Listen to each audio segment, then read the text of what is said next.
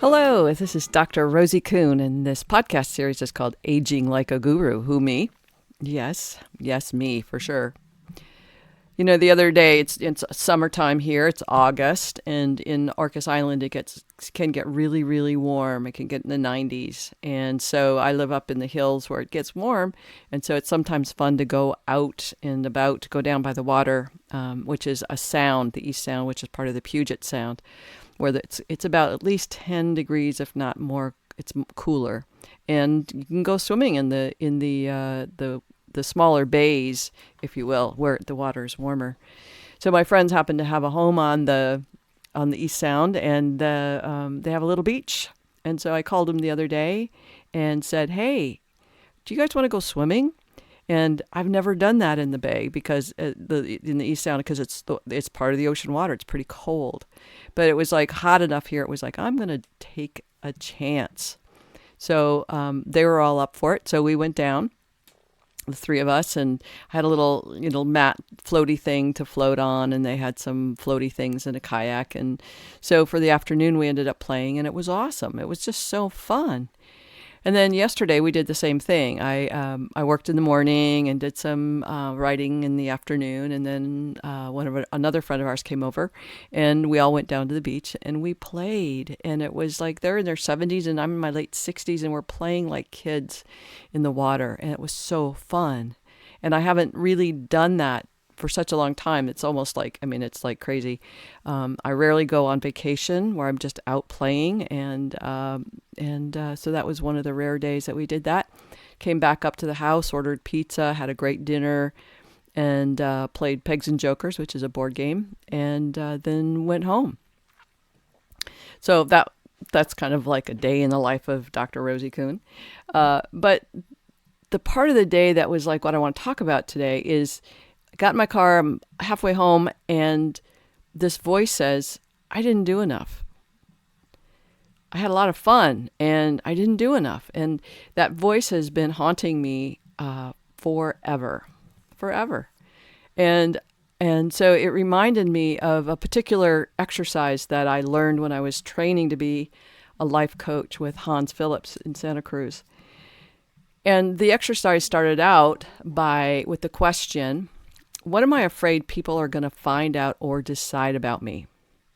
What am I afraid people are going to find out or decide about me? And what this question gets to is, what's my core belief, my core fear and my core belief about myself? What are they going to find out about myself? And quite often when I ask this question of clients or my trainees, they say they're going to find out I'm a fraud, or they're going to find out I'm not enough, or they're going to find out that I'm not very smart. So lots of different things that we're afraid people are going to find out about us or decide.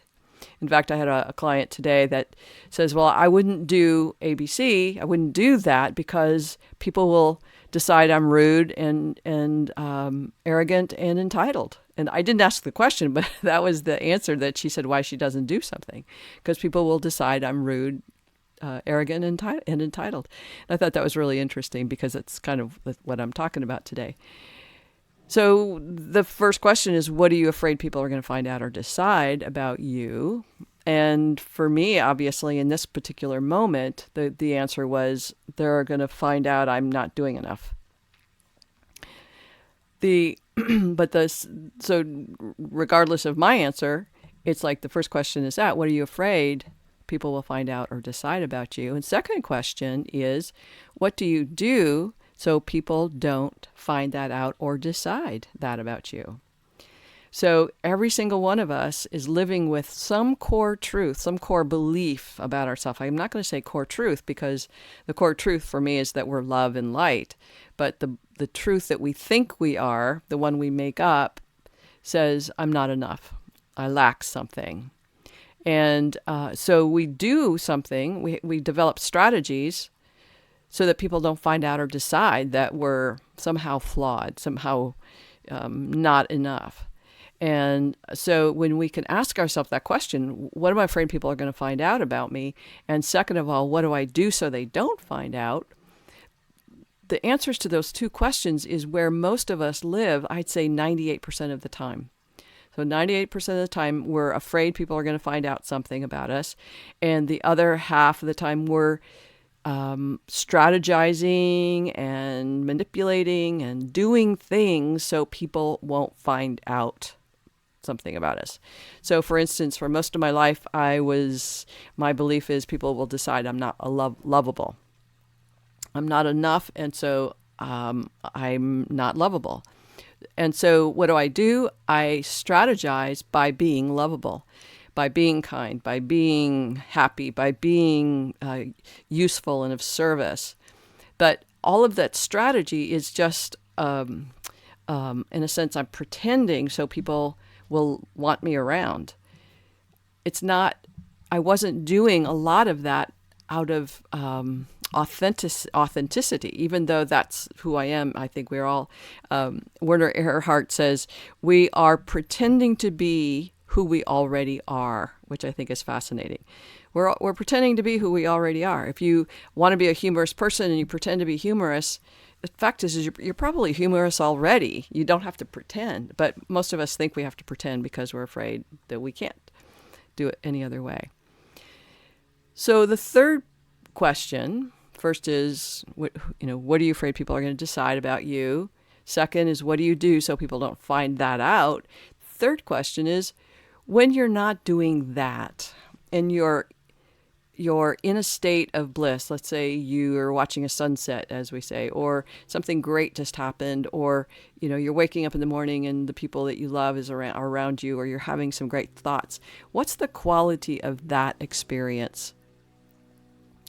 And that experience, for instance, can be bliss, it can be happiness, it can be joy, it can be playful or innocence or radiance or fun or restful or peaceful, relaxed, those kinds of qualities. And the fascinating thing is, just like my day yesterday, is my day was relaxed and fun and playful for, like, let's say 5 hours of that day. And the rest of the time, most of my life, is spent in worry that I haven't got enough done. And so that's where I spend most of my time in the strategizing of making sure I get enough done so that people won't find out that I'm a lazy, a fraud, that I'm not worthy of whatever it is that people might think I'm worthy of or want them to be worthy of. So the dilemma for most of us is, do we continue to live in our fears and our strategies of doing what we do so people won't find out that we're that, and having very little time in the quality that we really want for our lives, playful, blissful, creative, fun. How do we do that? So especially in terms of aging, a lot of people don't want people to know that they're aging. They're afraid that if they're aging, that means they're decrepit, that they're declining, that they have less aptitude and competencies. And so we pretend that we're not doing that, or pretend that we're not aging. We pretend that we're something else. And that pretending takes a lot of energy. And if we live in the truth of what is and allow ourselves the playfulness of the moments that we can in our lives, it really expands the quality of life for us, doesn't it? We're able to actually be happy and be joyful and be content and relaxed. So in the moment yesterday when I caught myself saying, you didn't do enough, I felt crushed, first of all, and I went, wait, I do that all the time. I say that to myself all the time. I'm not saying it to myself anymore. The habit is there. The habit to accuse myself of not doing enough is there. And what's enough is totally, up to whatever it is any one of us is up to. And there is no right amount of enoughness to be done in any one day. So the bottom line for this is I'm wanting you to be curious about how you operate. Are you operating, or what do you believe, or what are you afraid people are going to find out or decide about you? And what do you do so people don't find that out? And thirdly, ask yourself, well, how much time am I actually in a state of relaxedness or peace or stillness or contentment or playfulness? How much of my life is that, and is it enough? And what am I willing to do? What am I willing to practice? What am I willing to let go of or think about so that I can expand that my capacity to be in peace and relaxed and contentment, and let go of my fears that people are going to find out about me? In fact, yesterday I had an aging group in the morning, and one of the things that one of the fellows said was, I am so appreciative of the being still alive at 78 because I have come to care less about what people think about me. And that feels really, really good. And that gave him a lot of freedom to be himself, as opposed to how constrained we are with the idea that somebody's going to find something out about us. So I'm going to leave that with you today. I have a new Facebook group, I think I mentioned last time, called Aging Like a Guru. If you're interested, come join and follow. And if you have comments or questions or things you'd like me to address in these podcasts, I'd love to hear from you. If you have anything you'd like to offer, any offerings, Monday is the day you get to do that on this website. If you have any questions, like I said, or comments or other things that you have that you think might be helpful for people who are aging like gurus and want to be more mindful about this process, I'd love you to share it there. All right, big hugs to you, blessings, and I'll talk to you soon. Bye for now.